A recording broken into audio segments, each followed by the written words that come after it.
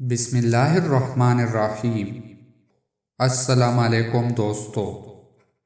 جس کی آمین فرشتوں کی آمین کے ساتھ مل جائے تو سابقہ گناہوں کی مغفرت۔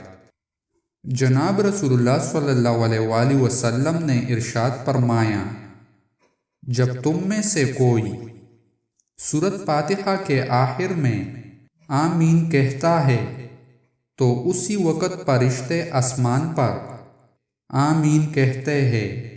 اگر اس شخص کی آمین فرشتوں کی آمین کے ساتھ مل جاتی ہے تو اس کے پچھلے تمام گناہ معاف ہو جاتے ہیں۔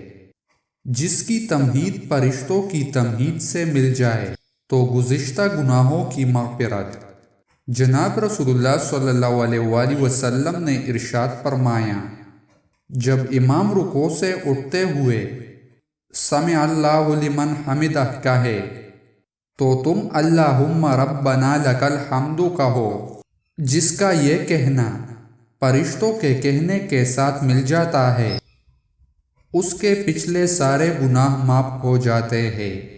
دوستو، مزید اسلامک ویڈیوز دیکھنے کے لیے ہمارے یوٹیوب چینل کو سبسکرائب کریں اور ویڈیو کو لائک اور شیئر کریں۔